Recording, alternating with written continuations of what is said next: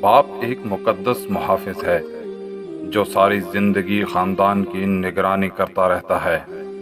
باپ ایک کتاب ہے جس پر تجربات تحریر ہوتے ہیں، اسے اپنے سے دور مت کرو۔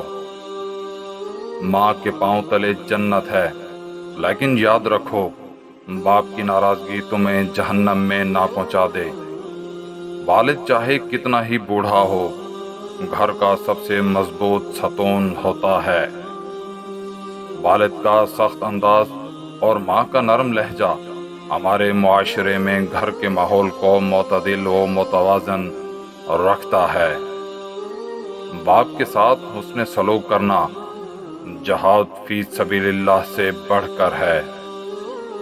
باپ ایک ذمہ دار ڈرائیور ہے جو گھر کی گاڑی کو اپنے خون سے چلاتا ہے۔ والد دنیا کا وہ واحد شخص ہے جو خود سے زیادہ آپ کو کامیاب دیکھنا چاہتا ہے۔ باپ ایک ایسا کریڈٹ کارڈ ہے جس کے پاس بیلنس نہ ہوتے ہوئے بھی ہمارے خواب پورے کرنے کی کوشش ہے۔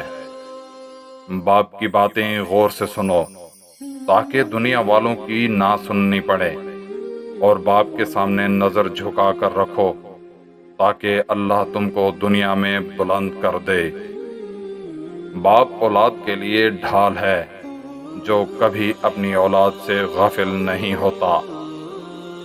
باپ کی موجودگی سورج کی مانند ہوتی ہے۔ سورج گرم تو ضرور ہوتا ہے، مگر سورج نہ ہو تو اندھیرا چھا جاتا ہے۔